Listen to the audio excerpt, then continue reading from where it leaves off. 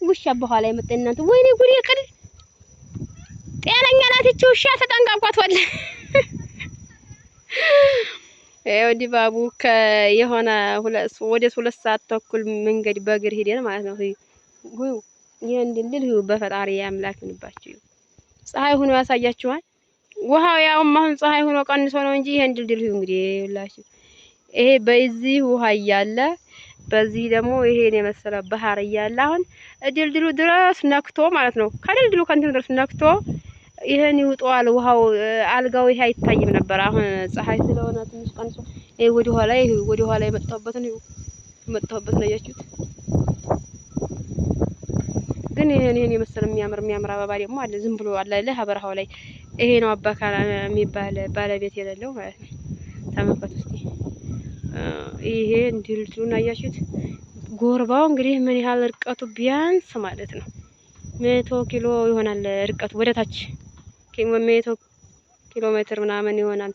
አሁን እንዲህ ብሎ ሳየው ሲታይ እንትን ይመስላል እንጂ ማለት ነው አጭር ትንሽዬ ይመስላል እንጂ ኃይለኛ የሆነ ያገር ሰውና ሀፍት የጨረሰ ያንከባለለ የሆነው እናንተ ይኸው እና ይሄን ይመስላል። ሲያምር ያስጠላ ወይስ ያምራል አላውቅም። ብቻ እዚህ ላይ እናንተ ፍረዱና ይኸውላችሁ ባህር ነው ይኸውላችሁ ማለት ነው።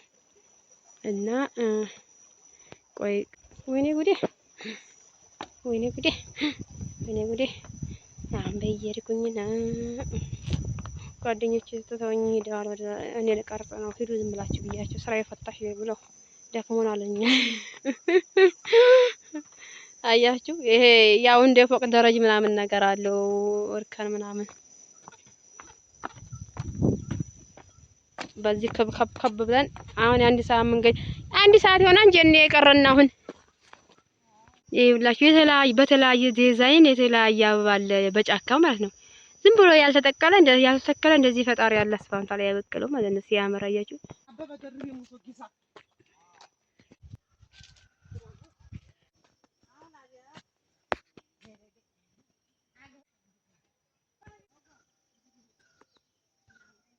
ይሄ ቡና ሁሉ ሲያምር ጓደኞቼ ቡና ደርሷል። እናንተ ይኸውላችሁ ቀልቶ ማለት ነው። ቆይ ላሳያችሁ። ይኸው ኧረ እየለቀምኩ እንዳይመስል ይኸውላችሁ ይታያችኋል። ቡና ከመብሰሉ አልፎ እየደረቀ ወላሂ ላዚም ይኸው መብሰል አልፎ እየደረቀ አያችሁት። ከመቅላቱ አልፎ ማለት ነው እየረገፈ ኧረ ጊዜው መሮጡ በቆሎ ይኸው ምርጥ ዘር በቆሎ ግን እንትን ነው። ያን ትልቅ ዋርካ የምትፈልጉ ሰዎች የዋርካ ሱስ ያለባችሁና ፍቅር የነበረባችሁ ዋርካ እንትን ሾላ ትዝ ይላችኋል። እንደዚህም እንደማስቲካ እየቆለቆላችሁ ስትጠቀሙ የነበረው ነገር አይታይም እዚህ ጋር ዝም ብሎ ጫካው አበባ ተመክቶት የሚያምር አበባው ማለት ነው። ያያችሁ ባህር ዛፍ ይላል ባህር ዛፍ ማለት እና ያው አሁን ላሳያችሁ ጠጋ አድርጌው እንትኑ ዋርካው ማለት ነው። መንታ መብዛቱ ግን ስልኩ ላይ ትንሽ ናትን ግን አንዳች ያክላል።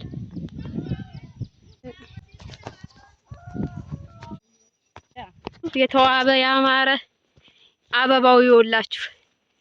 ይሄን እያያዛችሁ እንግዲህ የሚያገባ ሰው ለምን አበባ ለምን አስገዛው? እየመጣ በበረሃ አይነቅልም። የምር የአዲስ አበባ ሰው አሁን ይሄን ቢያገኘው በልልታ እኮ ነው። ተመልከቱ ሲያምር ተመልከቱ። አሁን ይሄም ማለት ነው ስራዬ ጉዳይ ብለው እነሱ ግን እየገዙ ነው የሚጋቡት አይደለ? ይሄ ግን ፈጣሪ ያበቀለው ነው እንጂ ሰው የዘራው ራሱ አይደለም ማለት ነው። ቡና አያችሁ ፍሩ ሲያምር